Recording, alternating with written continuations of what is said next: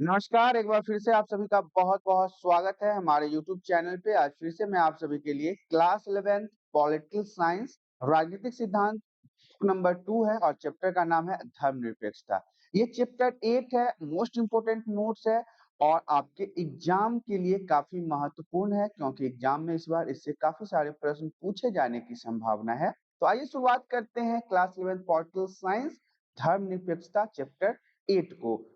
सबसे पहला पॉइंट हमारा कहता है धर्मनिरपेक्षता क्या है? तो देखिए बिना किसी भेदभाव के सभी लोगों को अपना अपना धर्म मानने का एवं प्रचार करने की स्वतंत्रता, आजादी हो।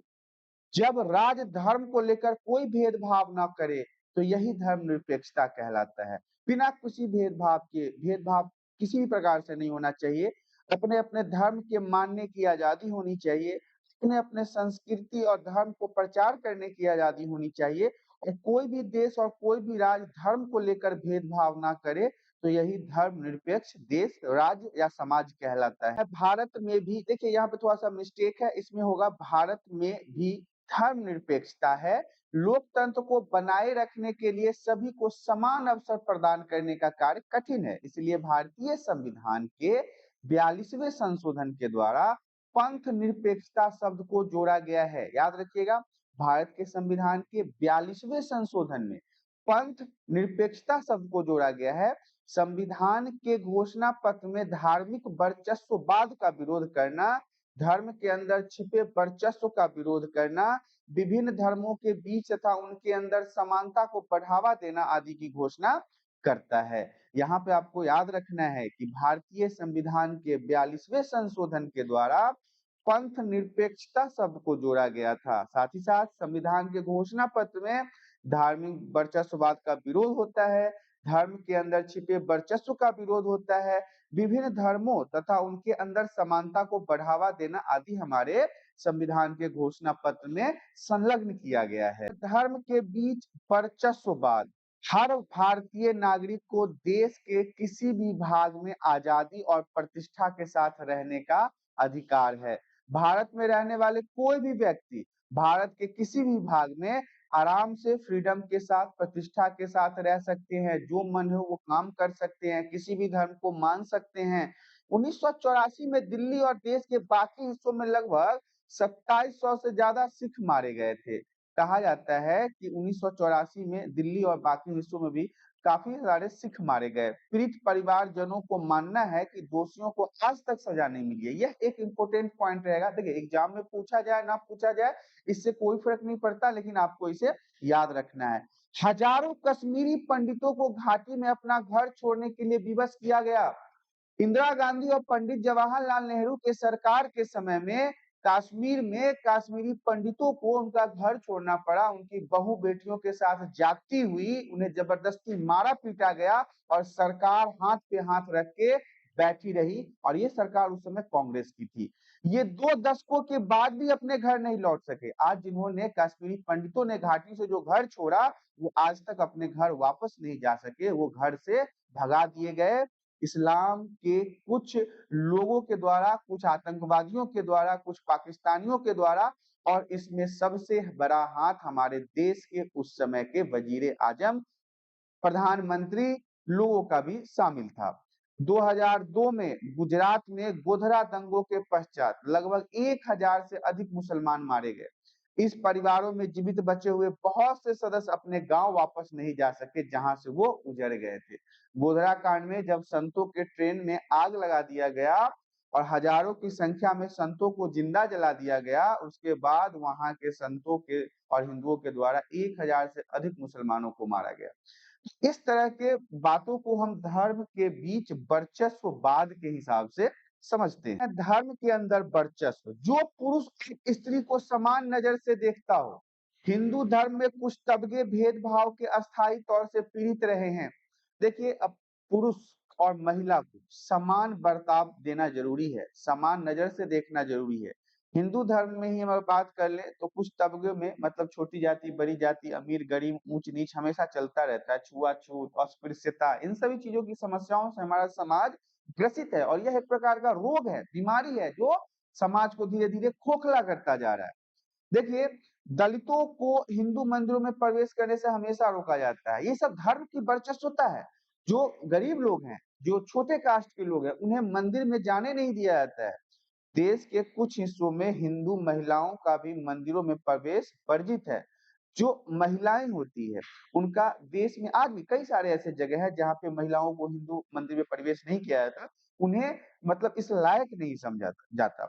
इस प्रकार धार्मिक वर्चस्व का केवल अंतर धार्मिक वर्चस्व के तौर पे नहीं देखा जाता है। यह एक दूसरा स्पष्ट रूप यानी धर्म के अंदर वर्चस्व का रूप भी देखा जाता है कि एक ही धर्म के अंदर लोगों को महिलाओं और बच्चों के साथ या छोटी कास्ट के लोगों के साथ किस प्रकार से अंतर किया जाता है। तो ये सारी बातें धर्म के वर्चस्व के अंतर्गत आती है। धर्मनिरपेक्ष राज्य के बारे में तो देखिए, धर्मनिरपेक्ष राज्य वह राज्य है जहां सरकार की तरफ से किसी धर्म को आधिकारिक मान्यता नहीं दी गई है। एग्जाम्पल के लिए, अगर हम भारत में रहते हैं तो भारत ने कभी नहीं कहा कि भारत का ऑफिशियल लैंग्वेज जो है वो हिंदी है। हमारी मातृभाषा हिंदी जरूरी है, लेकिन यहाँ पे सभी धर्म के लोग उर्दू भी पढ़ते हैं, इंग्लिश भी पढ़ते हैं, बंगाली भी पढ़ते हैं। अलग अलग भाषा मानने के लिए उनका फ्रीडम है, उनके पास छूट है। सर्वधर्म सब समभाव की अवधारणा को महत्व देता है। सभी धर्मों की वैल्यू होती है। ये नहीं कि हम हिंदू तो हमारा धर्म बड़ा, वो मुसलमान तो उसका धर्म छोटा। नहीं, सभी धर्मों को सम्मान दिया जाना ही सर्वधर्म सम्मानित या धर्मनिरपेक्षता का बहुत ही महत्वपूर्ण मुद्दा हो जाता है। धार्मिक समूह के वर्चस्व को रोकना, कोई भी धर्म वर्चस्व नहीं कर सकता। यही धर्मनिरपेक्ष राज्य की निशानी है।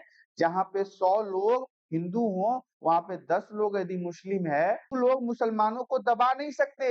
या कोई 500 लोग मुसलमान है और 20 घर हिंदू का है, तो ये भी हिंदू को नहीं दबा सकते। हमारा संविधान इसकी आजादी नहीं देता है। धार्मिक संस्थाओं एवं राज्य संस्था की जो संस्थाएं हैं, उनके बीच अंतर स्पष्ट होना चाहिए। तभी हमारे देश में शांति, स्वतंत्रता और समानता स्थापित हो पाएगी। नहीं तो आपस में ही लोग लड़ना शुरू हो जाएंगे। किसी भी प्रकार के धार्मिक गठजोड़ से परहेज। ये नेतागिरी नहीं है कि एक पार्टी दूसरे पार्टी के साथ मिलकर तीसरी पार्टी बना लिए, मतलब हिंदू मुस्लिम मिलकर एक नई धर्म की स्थापना कर ले। ऐसा गठजोड़ यहाँ पे नहीं होता है। ऐसे लक्ष्य एवं सिद्धांतों के प्रति प्रतिबद्ध होना चाहिए जो शांति, धार्मिक स्वतंत्रता, धार्मिक उत्पीड़न, भेदभाव और आजादी को महत्व दे। देखिए, इन सब चीजों में ये ध्यान देना जरूरी है धर्मनिरपेक्ष राज्य में। कहीं धर्म के साथ छेड़छाड़ तो नहीं हो रहा है, कहीं धर्म के आड़ में कुछ गलत काम तो नहीं हो रहा है। जैसे आजकल आप भारत देश में सुनते हैं कि ये मौलाना मुल्ले सब जो हैं वो किस प्रकार से छोटे छोटे बच्चों को मदरसों में गलत तरीकों का ज्ञान देते हैं। इन्हें अपने देश के राष्ट्रपति, प्रधानमंत्री, मुख्यमंत्री का नाम नहीं पता होता, और ये कहते हैं कि कुरान में जो बताया जाता है वही।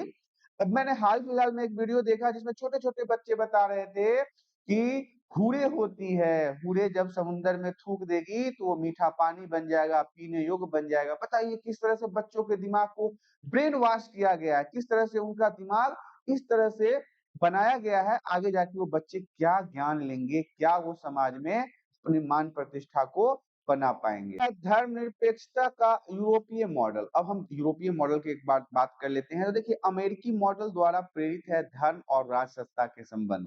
देखिए, ये जो क्या है, राजसत्ता धर्म के मामले में हस्तक्षेप नहीं करेगी, राजसत्ता धर्म के मामले में हस्तक्षेप नहीं करती है। इसी प्रकार धर्म भी राजसत्ता के मामले में दखल नहीं देता। दोनों अपने अपने कार्यों को अलग तरीके से करते हैं।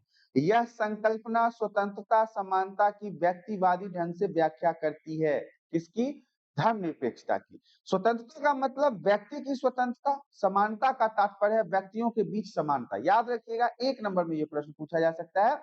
व्यक्तियों की स्वतंत्रता और समानता का तात्पर्य व्यक्ति और बीच के बीच समानता। स्वतंत्रता का मतलब क्या है? व्यक्ति की स्वतंत्रता, अभिव्यक्ति की आजादी। और समानता का मतलब है व्यक्ति के बीच में समानता, एक व्यक्ति दूसरे व्यक्ति के बराबर माना जाएगा। तीसरा पॉइंट कहता है धर्मनिरपेक्षता में राज समर्थित धार्मिक सुधार के लिए कोई जगह नहीं है। यह विशेषता सीधे तौर पर इस समझ से निकलती है कि राज और धर्म के अलगाव के लिए इसका पारस्परिक निषेध जरूरी है। तो ये तीनों पॉइंट आपके एग्जाम के लिए महत्वपूर्ण है और ये प्रश्न पूछा जा सकता है। वीवीआई रहेगा, आपसे पूछ लेगा कि धर्मनिरपेक्षता के यूरोपीय मॉडल को समझाएं, तो वहां पे आपको इन बातों को लिखना पड़ेगा। धर्मनिरपेक्षता के यूरोपीय मॉडल के बाद हम धर्मनिरपेक्षता का भारतीय मॉडल के बारे में बात कर लेते हैं। भारतीय धर्मनिरपेक्षता केवल धर्म और राज्य के बीच संबंध विच्छेद पर बल नहीं देता है। पहला पॉइंट, इंपोर्टेंट पॉइंट।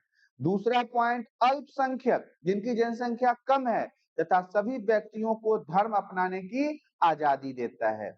अगला पॉइंट हमारा कहता है भारतीय राज्य धार्मिक अत्याचार का विरोध करने हेतु धर्म के साथ निषेधात्मक संबंध भी बना सकता है। ये सारे पॉइंट्स इंपॉर्टेंट हैं। चौथा पॉइंट है भारतीय संविधान में अल्पसंख्यकों को खुद अपनी समस्या खोजने का अधिकार है तथा राज्य सत्ता के द्वारा सहायता भी उसे मिल सकती है। ये जितने भी पॉइंट है ऑलरेडी हमने अभी डिस्कस किया है, तो आशा करता हूँ कि आपके समझ में आ रहा होगा। यदि समझ में नहीं आता तो आप हमें कमेंट करके बताएं। भारतीय संविधान की प्रस्तावना 42वें संशोधन 1976 के बाद पंथ निरपेक्ष शब्द को जोड़ा गया था। हमारे धर्मनिरपेक्षता में पंथ निरपेक्ष शब्द को 42वें संविधान संशोधन जो 1976 के बाद लागू हुआ था, इसे जोड़ा गया था। याद रखिएगा, ये भी मैंने आपको बताया था, 1 नंबर का VVI क्वेश्चन रहेगा।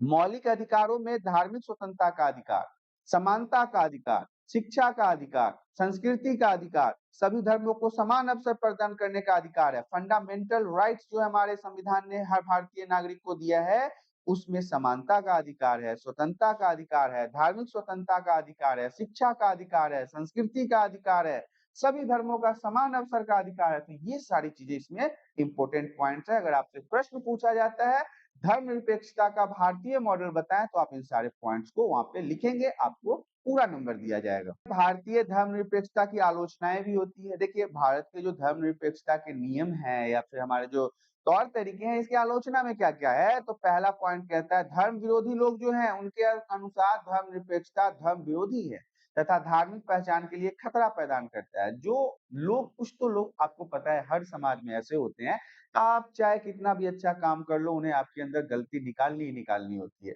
आप अपने घर के आसपास ही देख लो ना, आप कोई भी अच्छा काम करके आओ या आपके साथ कुछ अच्छा हो रहा है, तो उन्हें कुछ न कुछ कमियां निकालनी होती है। ऐसे ही हमारे भारतीय धर्मनिरपेक्षता की भी आलोचनाएं होती है। जो कुछ धर्म विरोधी लोग हैं वो कहते हैं नहीं, ये सही नहीं है, इससे धर्म को खतरा होगा। तो देखिए, दूसरा पॉइंट ये कहता है पश्चिम से आयातित है, मतलब कि यूरोपीय कंट्री से लिया गया है। तो सही बात है, जो चीज अच्छी है तो हम क्या कॉपी नहीं कर सकते हैं। एक समाज में एक व्यक्ति आज पढ़ रहा है, दूसरा व्यक्ति चोरी कर रहा है, तो ये व्यक्ति अच्छा हुआ, ये व्यक्ति बुरा हुआ, ये चोरी कर रहा है, तुम अच्छे व्यक्ति से क्या सीख नहीं सकते हैं। तो यूरोप में जो भी संविधान की अच्छी बातें थी, अगर हमने ले ली तो इसमें गलत क्या है, अच्छा है। अल्पसंख्यक अधिकारों की पैरवी करता है। अब देखिए, अल्पसंख्यक मतलब जिनकी जनसंख्या कम रहती है उनकी पैरवी करता है। तो सही बात है, अल्पसंख्यक लोगों को थोड़ी सी सुरक्षा देनी चाहिए। अल्पसंख्यकवाद का आरोप मढ़ा जाता है। देखिए, लेकिन हालांकि हमारे भारत देश में अगर बात कर ली जाए तो आज इस्लाम धर्म के मानने वाले लोगों को अल्पसंख्यक माना जाता है। लेकिन अगर सर्वेक्षण सही तरीके से हो जाए तो शायद मेरे हिसाब से, मुझे जैसा आइडिया लग रहा है कि अब वो अल्पसंख्यक नहीं है, अब उनको बिल्कुल समान हिंदू और मुस्लिम बिल्कुल एक जैसे हो गए। वोट बैंक की राजनीति को बढ़ावा देती है। इन लोगों का ये भी कहना है कि धर्म के नाम पे भी राजनेता सब जो है, नेताजी सब जो है, वो वोट मांगते हैं। हालांकि इसमें तो कुछ सच्चाई भी है कि धर्म के नाम पर हिंदू, मुस्लिम, सिख, ईसाई धर्म, हिंदू धर्म में भी कि भाई तू अनुसूचित जाति, मैं अनुसूचित जाति का नेता, तू मुझे वोट दो। तो ये सारी चीजें तो हैं हमारे में कुछ गलतियां। इसके अलावा अतिशय हस्तक्षेपकारी, क्योंकि भारतीय धर्मनिरपेक्षता राज सत्ता समर्थित धार्मिक सुधार की इजाजत नहीं देता है। किसी भी धर्म को ऑफिशियल लैंग्वेज नहीं बनाया जा सकता, किसी भी धर्म में सुधार नहीं किया जा सकता, इसमें राज्य किसी भी प्रकार का हस्तक्षेप नहीं करता है। क्लास 11 पॉलिटिकल साइंस राजनीतिक सिद्धांत बुक नंबर 2 चैप्टर का नाम धर्मनिरपेक्षता था और चैप्टर नंबर 8 था। इंपोर्टेंट प्रश्न नोट्स इन हिंदी और आपके एग्जाम के लिए काफी महत्वपूर्ण। यहाँ पे वीडियो समाप्त हो गया। आशा करता हूँ वीडियो में दी गई जानकारी आप सभी को पसंद आया। जानकारी पसंद आया तो वीडियो को लाइक करें, चैनल पे पहली बार आया तो चैनल को सब्सक्राइब करें ताकि इसी प्रकार के क्वेश्चन वीडियो आपको हमेशा प्राप्त होता रहे। आज के लिए इतना ही, धन्यवाद।